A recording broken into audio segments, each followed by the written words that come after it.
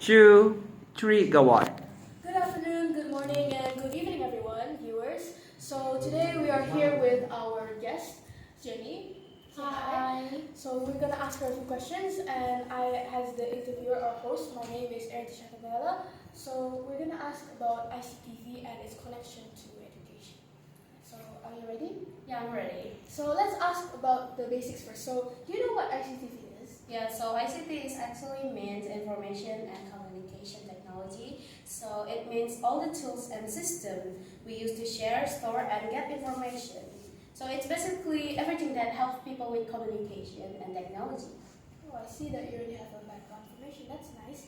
So has ICTV ever been used in your daily life?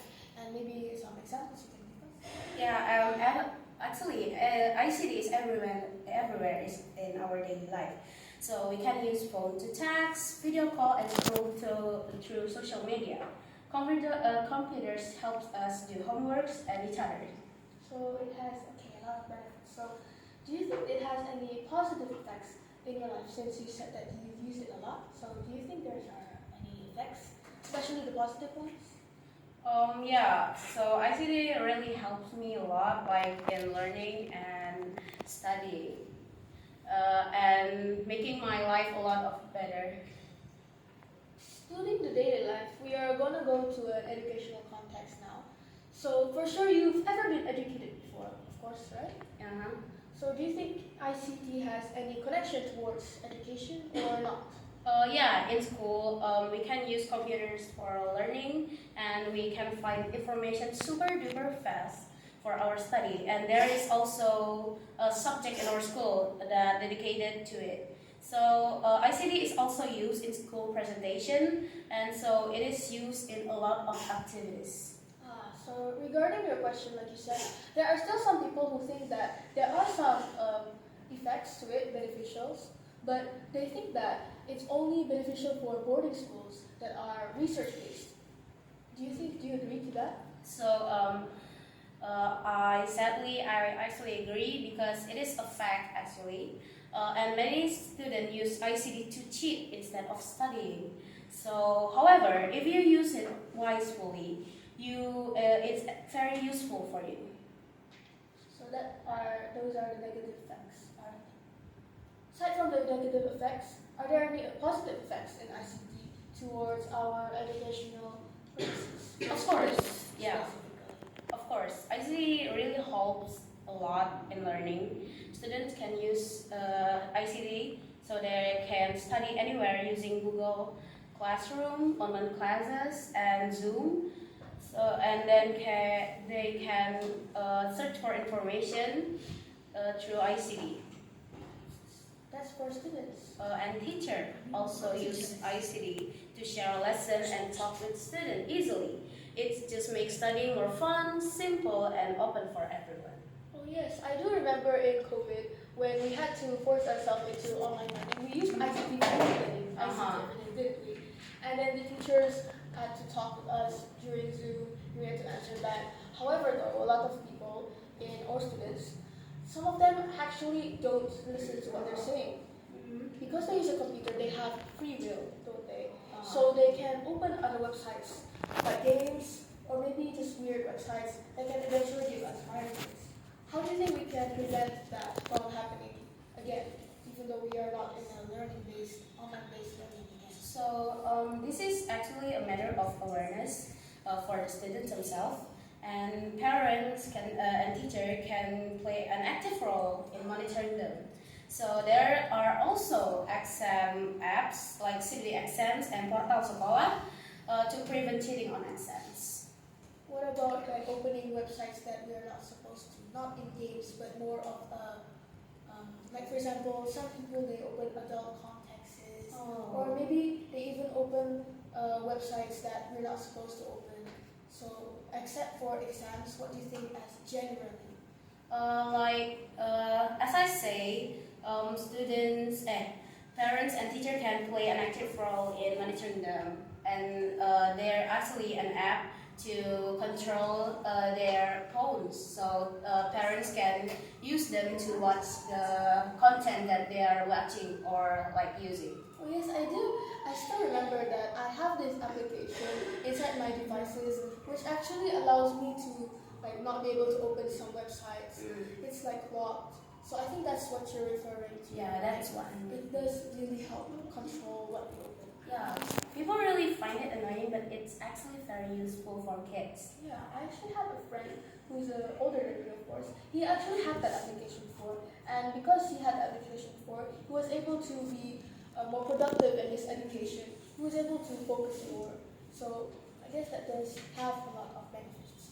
You said that education and ICT has a correlation, doesn't it? Do you perhaps have any examples in application?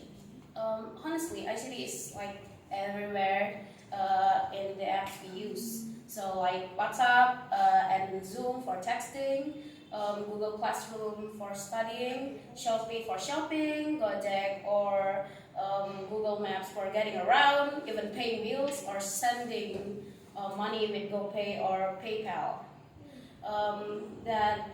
It basically make life way easier and everything it just tap away and you actually get it.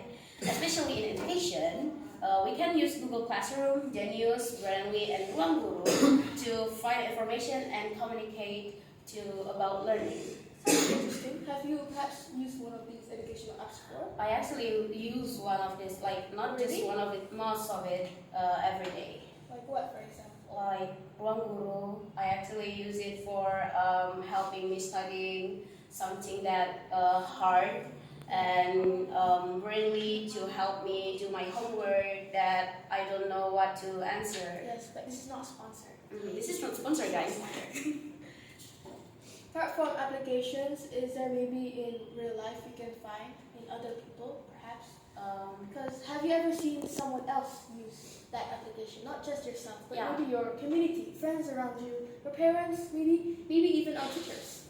Actually, everyone I see around my life is actually using ICT for their daily life. Like my mom, they actually use something called Gojek and Grab to send us food, to order us food, and many more examples. I see. What do you think you can conclude from education and maybe ICT? It has a lot of positive effects and a lot of negative effects, but in the end, it has a conclusion to it, right? What can you conclude? Is it good? Is it bad? Do they even have a correlation with each other or no?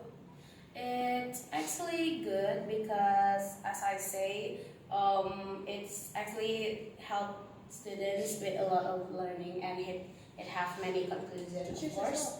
Teachers as well, and not just students. Actually, everyone, not just students and teacher. Like some stranger, some office worker, it have their own benefits through ICT. But we have to use it wisely. We have to use it wisely. If you don't use it wisely, it's not very beneficial, as I say. Yes, I still remember I had also this friend who was actually the opposite of the other friend, like I said, who had this parental lock. So this friend actually was engulfed in the internet, and even though he keeps saying that, oh, I'm going to study later, because of the ICT, because of technology, he wasn't able to, and he actually failed his exam. So I hope that no one will end up like him. And I hope that even if you are like him, you're gonna change sometimes. Even though ICT is good, it also has negative effects, like you said.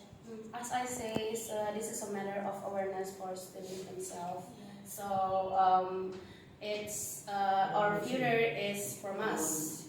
So if we just want to break our future, we just don't want our future to be bright, you can let's say copy his actions. But if you want your future to be bright, you maybe can like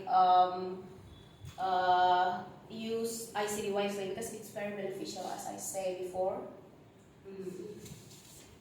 Okay, I think that's all for our interview here. Thank you so much, Jenny. Yeah. And bye, viewers. Thank Bye, you, viewers.